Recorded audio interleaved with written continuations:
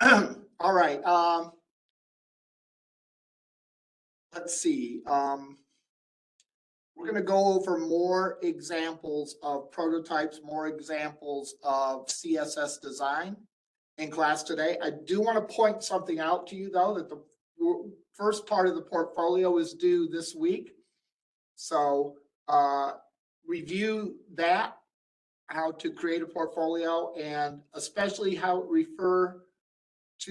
to look at how to refer to files when they're in a different folder, because more than likely you're going to want to create subfolders for each of your labs for your portfolio. And in fact, I've had students that have had this problem from the get-go. You do not want to put in the full file path name, like C:/ blah, blah, blah, blah, blah, or if you're on the Mac /user/mzeller/ blah, blah, blah, blah, blah. You want to use what's called the relative path. So if it's in the same folder, you want to just use the file name. If it's in a folder underneath, you want to use the folder name, then the file name. But I went over that in another video, so I won't discuss that. Just note that and test it. A good way to test that, by the way, would be to move your whole folder to a different, well, no, that wouldn't test it, because your absolute path would still be the same. Move it to a flash drive. Yeah, move it to a flash drive. Even that, if you coded C:// it would be able to find it if you hard coded the path. Move to a whole nother computer, that would test it, but not everyone has a spare computer laying around for that. At any rate, the one thing I also wanted to point out to you is that we are approximately halfway through the semester. That doesn't even seem possible. I mean, it's like we just started like a couple weeks ago, and we're already about halfway through, which, in my experience, and again, I know that this is subjective, and it's different for everyone, but for me, the second half of the semester flies, right?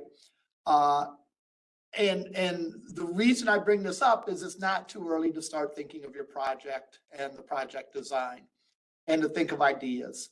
The one question I get from students a lot of times in certain classes is, I can't think of any ideas for my project. It's like, well, for this project, especially, it should be pretty easy to come up with a topic. Pick something you're interested in. Pick, I'm thinking, pick a movie franchise that you like. Pick a video game that you like. Pick a sports team that you like. A musician that you like.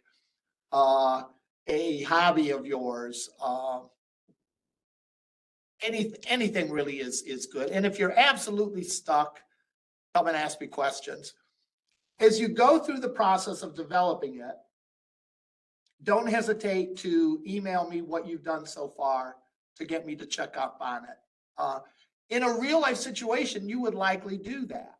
In other words, it's not like you're going to develop the website and simply give it to your customer and have them take a look at it. You're going to periodically touch base with them as you're designing it to say, look, this is what I think we're going to do. And let them review it and let them approve it before you go on and actually do it. One thing that people tend to be stuck on is personas, 3 different personas. And I can help you with that if you're having difficulty. Anyhow, I don't want to go on a diversion too long.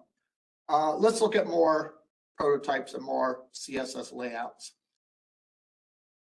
This one talked about last time, I believe. We just introduced it very briefly last time. And really the big difference between this one and the first one we looked at is that the size of these, that is the width of these, conforms to the width of the screen. Up to a point, that is. Now I'm going to show something because I'm going to take something out of the CSS of this example. This is known as, this is moving in the direction of having a responsive layout. Because one of the key components of having a responsive layout is not using absolute numbers for the size of things, but using percentages. So for example, in this case, I have a width of 75%. So the width of this will be 75% of the available area. I do that for all the sections. I think everything else is pretty much stuff we've seen before. I have a background image. This is a nice sort of very basic model for a simple website. You have a background image for a little bit of decorative purposes, probably not going to be terribly meaningful in terms of content, but something related to your topic or something that goes well with your topic. I like the nice green little interlock pattern. We center it because we say zero auto. We put some padding in it so things aren't right up against the edge. We give a rounded border. We define a font, different fonts for the body versus the H1, and so on. So really the key difference here is the fact that we made this relative. In the early one, I think we had that at 600 pixels, and it was stuck at that size no matter what. This allows you, hey, if you have a wide monitor, we're going to make a wide column. If you have a smaller monitor, or if you're working on a mobile device, you're going to have a narrower column. You can actually test what your page looks like in a mobile device if you're on Chrome by going up to Developers Tools and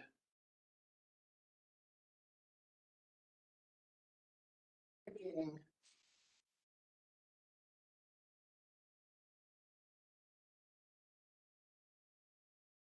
Phone 12 Pro. That shows you approximately what it looks like. Well, it's not bad, right? If you compare that to some of the other layouts, fixed, it wouldn't be really as good. So we're moving in the direction of having it responsive to that. One thing that many of you did on your assignments, many of you came up with great designs for your web pages for whatever the last assignment you turned in was. I don't remember the number, probably 5. But this happened. And I'm going to get rid of the nav, this minimum width.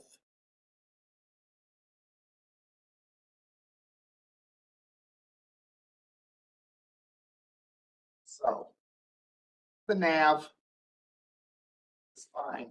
As we make it narrower and narrower, though, notice what happens. And this isn't, as you know, this is not good. All right. Might not be horrible, but it's not good. Notice how these links overlap each other. All right.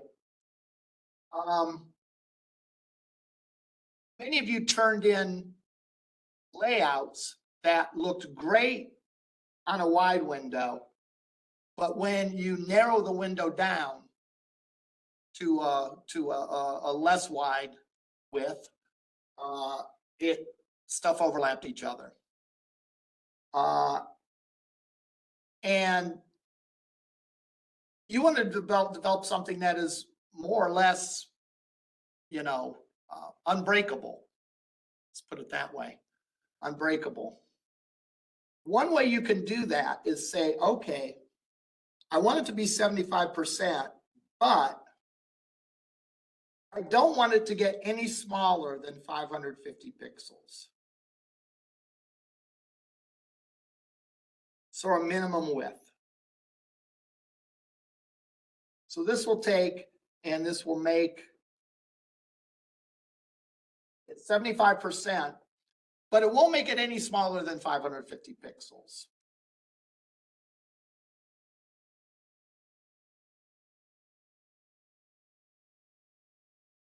So at a certain point, it stops getting narrower. or the sections stop getting narrower as we narrow the browser window. And that's an acceptable way to do, and that's a good way to keep it from getting like too small, right?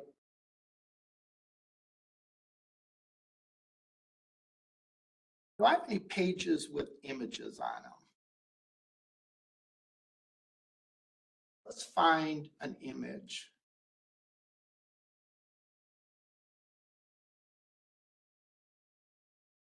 This is the halfway point of the semester is significant for me because I am going to Iceland in December.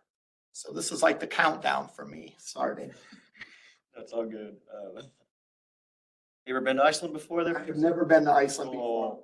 Oh, I've never been either. I mean, I've heard good things about it. I've heard great things from it, and the only thing I'm a little worried about is going there during the winter because they only have 4 hours of sunshine or sunlight during the winter. It's so what do we want of Iceland? I don't know.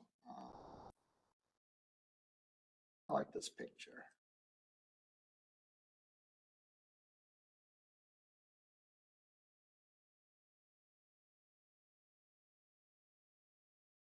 I'm gonna sit here and just look at pictures of Iceland.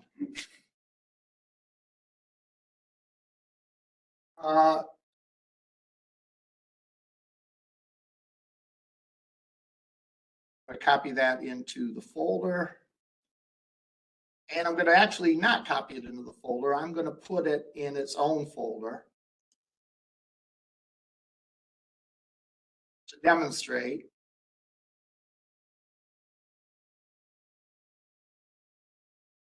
Oftentimes you have an images folder to keep things organized. And I'm going to put this image on the Iceland page.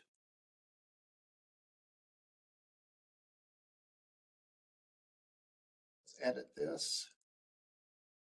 Let me change this long name to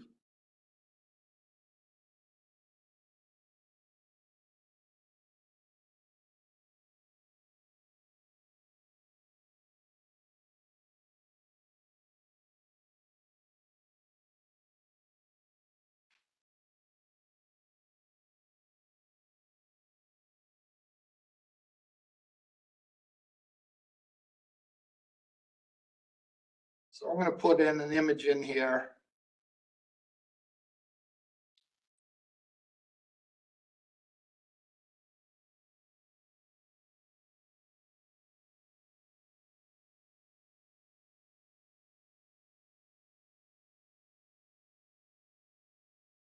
An alt attribute.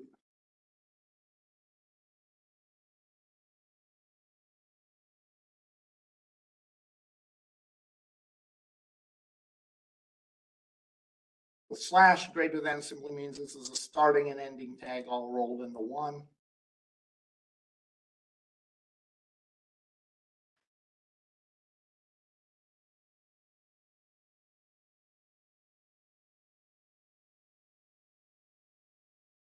I put it in an images folder.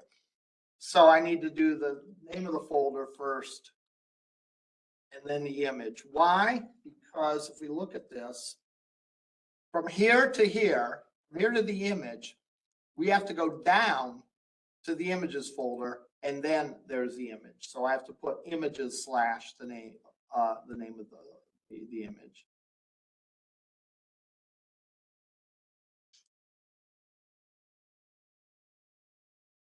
All righty. G.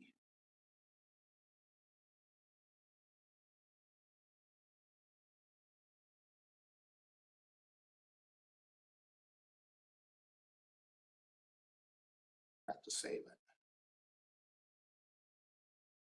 And there we go. Notice as we resize this, at a certain point,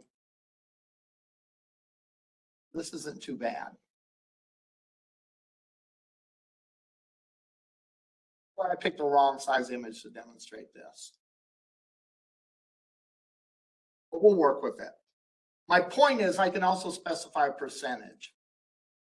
Now, I've seen some of you do this. Width equal 400.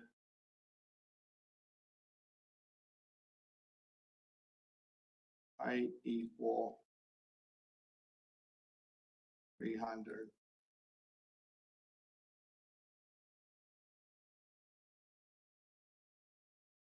And end up with something like this, a picture that is squished, all right? Therefore, my suggestion to you is to never define both the height and width of an image. Usually define the width of the image and let the height be calculated automatically. Because as you notice, this squishes the aspect ratio because I didn't get those numbers correct. Whereas if I did this, width equals 400. It's back to its original ratios. And in fact, I wouldn't even do that. I would use CSS to size this. So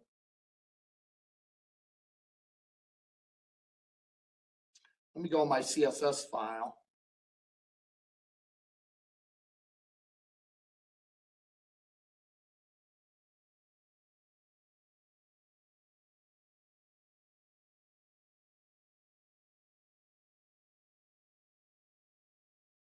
And I'm going to put image width equal 50%, let's say. I'm going to specify a max width. So I don't want this to be bigger than the image actually is, if that makes sense. This image is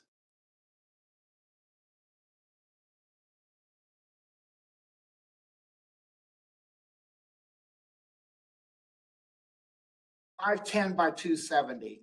I would not want to make this image ever bigger than 510 because if I did, I'd be resizing it and it would lower the quality of the picture. And if even in extreme cases, you get some pixelization where the thing wouldn't look great. So I would put no bigger than the maximum width of the actual width of the image.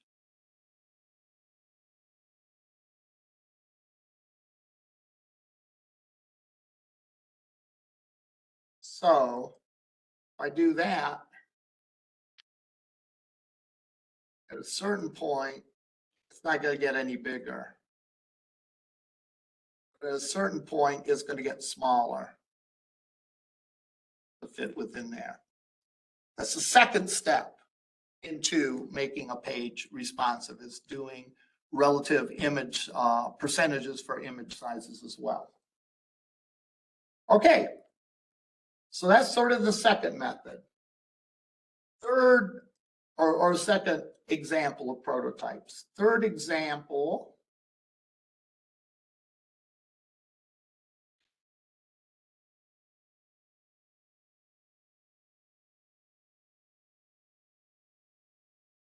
this is very rigid.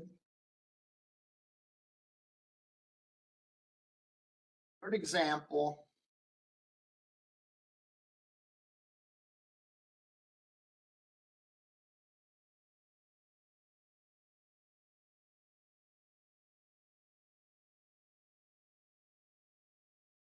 All this is with the same CSS, by the way. This uses absolute positioning. Absolute positioning, maybe I shouldn't even show this example, because you probably should very, very rarely use this. Absolute positioning is where you specify the absolute position from the top of the document, how far from the top, how far from the left you want it to be. So in this case, the header is positioned absolutely. It's 10 pixels from the top and 10 pixels over from the left. That will remain no matter what you do. It's always going to be 10 pixels from the top, 10 from the left. You can also do bottom and right, but sometimes that gets confusing for me anyhow. And I position all these that way. Navigation, I position this way. Position top left, so on. You can imagine what's not good about this. What's not good about this is if I go in and change this content and add another paragraph.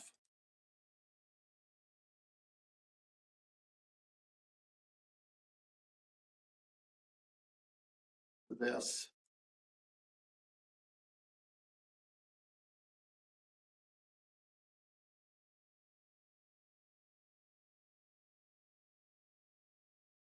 Or another 2 paragraphs.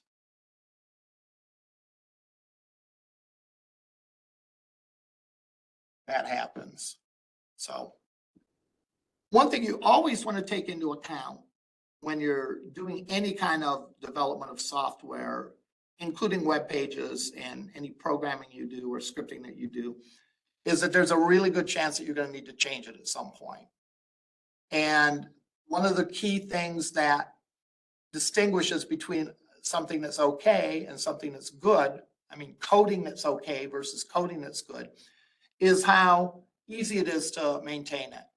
So this loses points because if I add some content to that section, boom, I have to go in and adjust that. So I show this to you. You recognize it. You might, in some cases, if you're working on an older website that someone else developed, you might need to understand it, but I would not use this for anything new.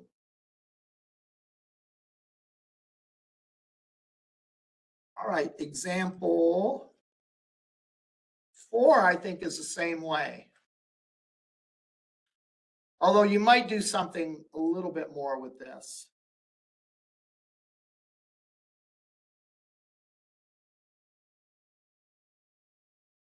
Example 4 uses, if I'm not mistaken, relative positioning.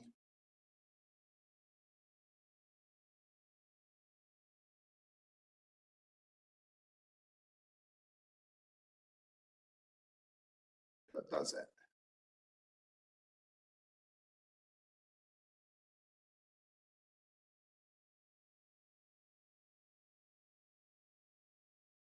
Oh, yeah, it does.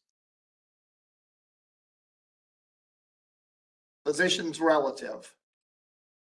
If I didn't have this section in here, I didn't have a style rule for the section, where would the section appear? It would appear right underneath navigation. Okay.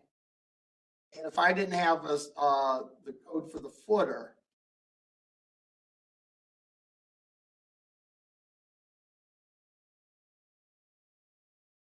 where would the footer go?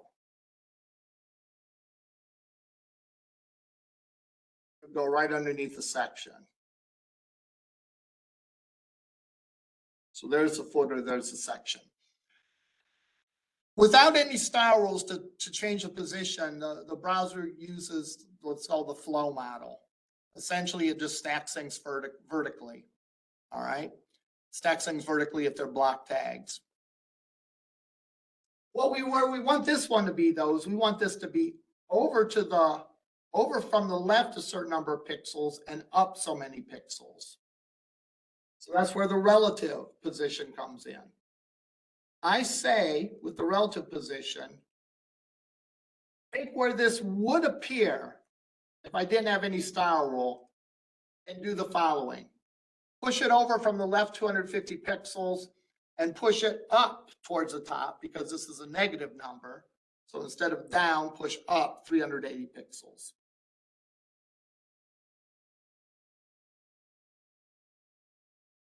And so that pushes that up there, and the same thing with the footer. It pushes it up 350 pixels from where it normally would appear. Now, again, anytime where you see pixels hard-coded, take a look at it and think. I mean, they're okay for padding and border and margin and things like that. But when you look at width and positions having an absolute number, then that ought to make you scratch your chin and say, maybe that's not the best way to do this. Again, why do I show it? Well, because you might be called upon to maintain a website that has something like this. Now, this does have something interesting in it besides that. I make the section and I give it a height of 500 pixels, but I say overflow auto. And what that does is that actually creates a scroll bar if one is needed.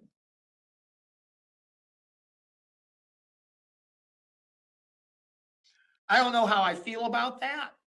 I'm not big on scroll bars. On the other hand, if the content's long, you're going to have to scroll one way or another.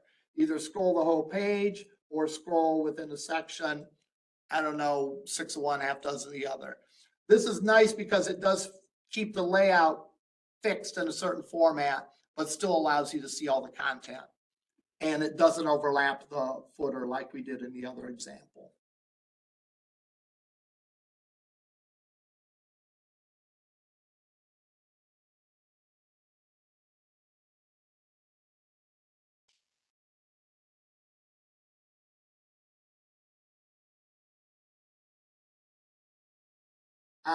This one's another really good design for a simple website. If you haven't figured it out already, if I say this design is a good one for a simple website, you should translate that in your head to mean this might be a good format to follow for my project.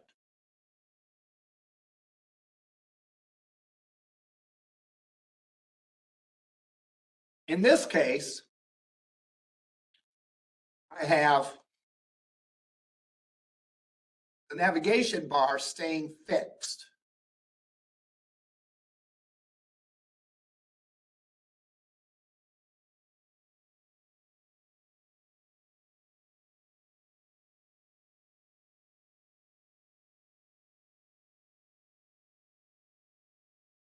And I have it's also fixed apparently. Let's see how we do that.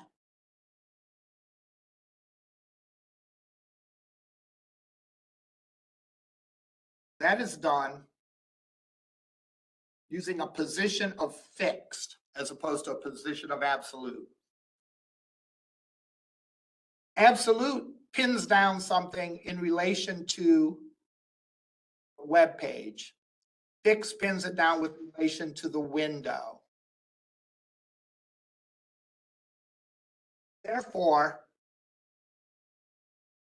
if you say something is a position absolute and you scroll so the top of the page goes off the screen, that content will follow. But with fixed, since that's tied to the window size, it's going to stay in that position.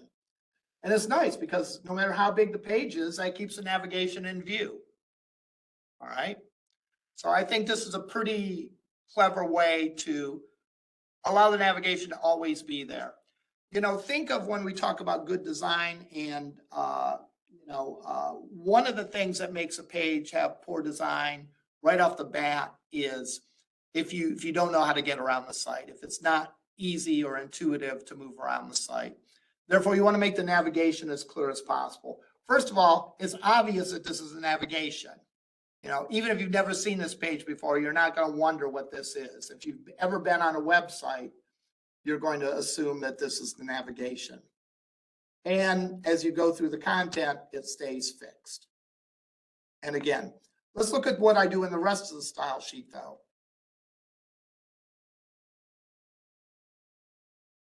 Everything I give a margin left of 300 pixels. And I give a width of 200 pixels here. So this is 200 pixels. Everything else has a margin that is 300 pixels. So that keeps this from getting into this territory.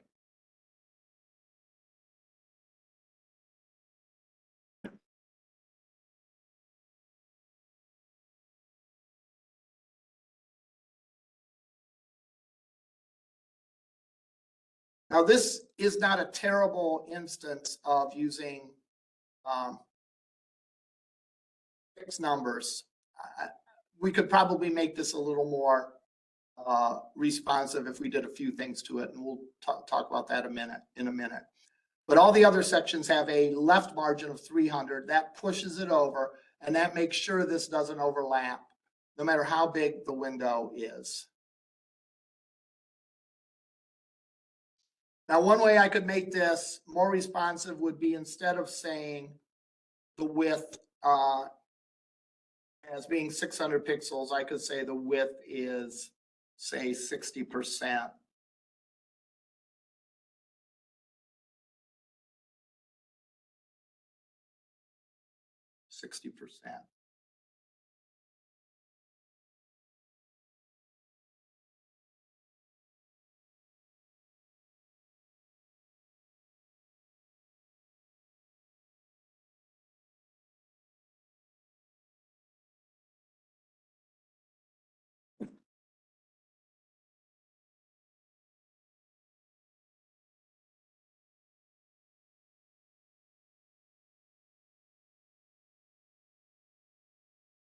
Then that is responsive.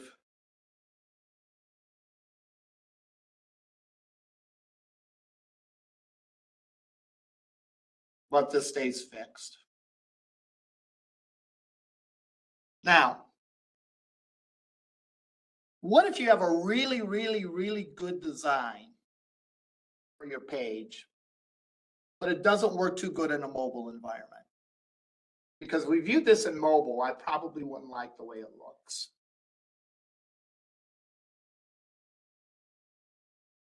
It's not as bad as I thought it would be.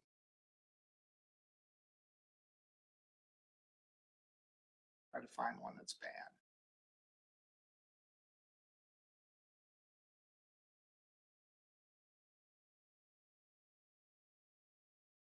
I guess these aren't as bad as I anticipated. Let's say I didn't like this though. And I probably wouldn't, to be honest, like this for a mobile, because I don't like the 2 columns in a mobile. It's much better to have a single column with a mobile web design. But yeah, maybe my client loves this design for a computer screen. Well, we will learn techniques probably in class next week that will allow you to apply different style sheets depending on the device you're on. And that's really cool, because then you can have as elaborate and as beautiful of a design as you want for the desktop, and pare it down to be very simple on the mobile side. Actually, the reverse is true. You can have a simple, cool, clean design for the mobile, and then you can beef it up on the desktop side.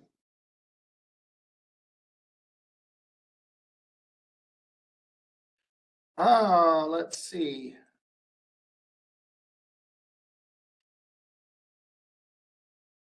Next, we're going to talk about floating.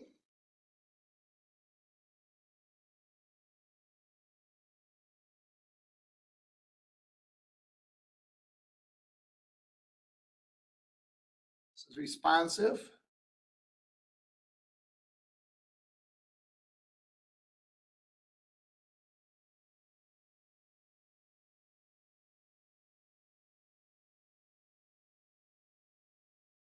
And before we cover that, let's look at my little float example.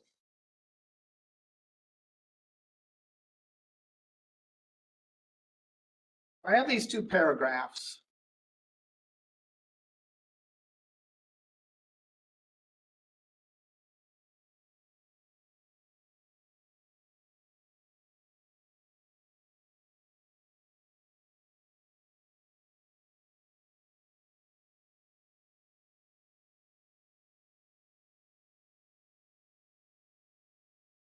What does it mean to float left? Here's what it means.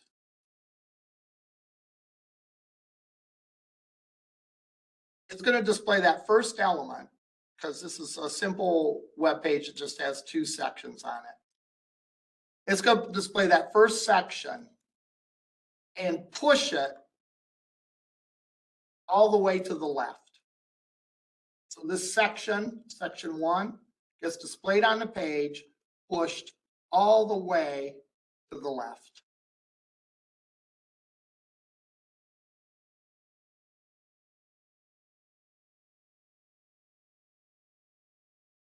Now, the second section is going to attempt to be right alongside first section. So the second section is going to attempt to be right here. It will put it there if there's enough space for it. If there's not enough space for it, it's going to drop it down below. So as we move down here, as the window gets narrower, this size, there's enough space for them to be stacked horizontally. As I go and make this smaller, boom, when it can't fit anymore, it'll put it alongside of it. And this is a technique that's very nice for a mobile because we can have our multiple columns on a big wide screen and we can have a single column on our narrower screens. But if you think about it, even on a wide screen, typically the content you don't want to go, let's open up. Let's open up.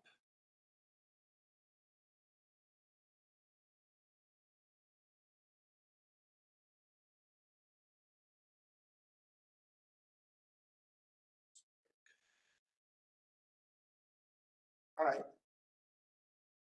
Even on a wide screen, the text doesn't go from end to end. Why not? Because if it was just one giant column that went from end to end, it'd be very hard and your eye might drift a little bit up or a little bit down. And it might be confusing to read. That's why newspapers are printed in columns, right? That gives your eye a nice little area to focus on. And you don't have to worry about going all the way across a wide newspaper screen.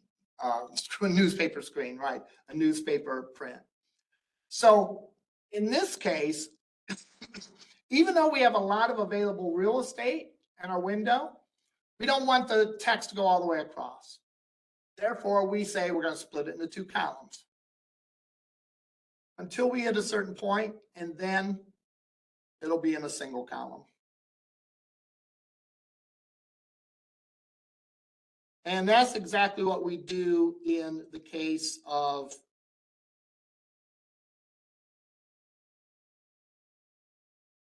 prototype 6.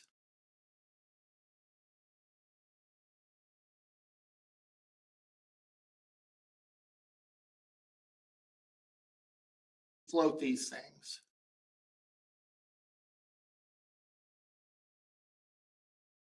You notice at a certain point that pops down. We've taken another step towards responsive. We're still not 100% there yet, because if this is really narrow or like on a phone, yeah, we'd want it to be one column, but we'd want the column to fill the screen. So we're not quite there yet with responsive, but we're nudging in that direction with this floating. So rather than having two columns like this where the navigation is alongside the content, we have at a certain narrower screen, you typically call them breakpoints, breaks and become stacked on top of each other.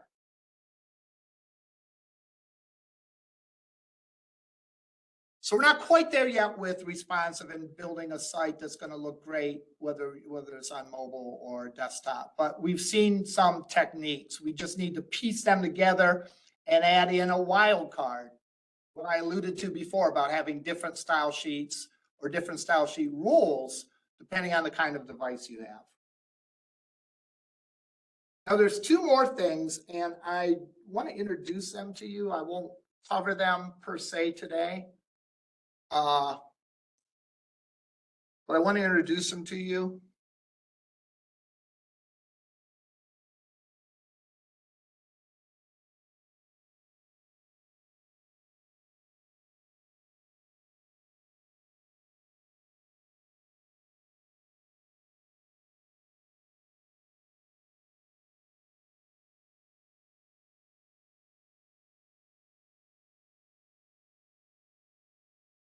Grid layouts. Oh, shoot, I thought I had an example of these.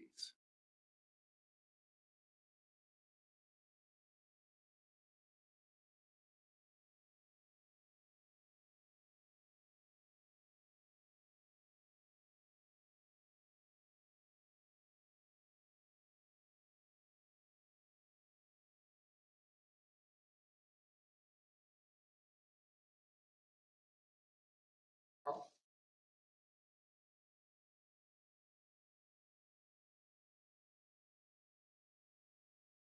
We're actually maybe a week ahead of the game here.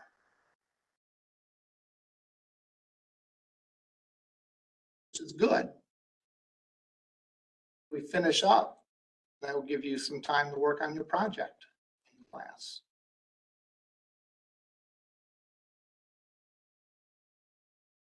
I'll post this to the week 8 module. Something called Flexbox. Which is similar to a float.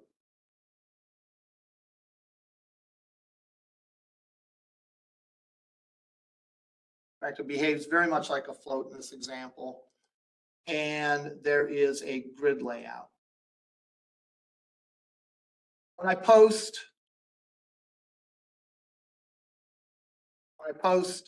week 8 module, these will be available for you. Are there any questions? Either here or out in streaming land? Okay, that's all I had today. It will take me a minute. I have some business to attend to with our tech upstairs. So it will take me a minute before I am on WebEx. So I'll unlock the lab and I'll be on WebEx as soon as I can. But again, I might be a little bit after 10 if those of you that might be waiting. All right, we'll see you either in lab or next week.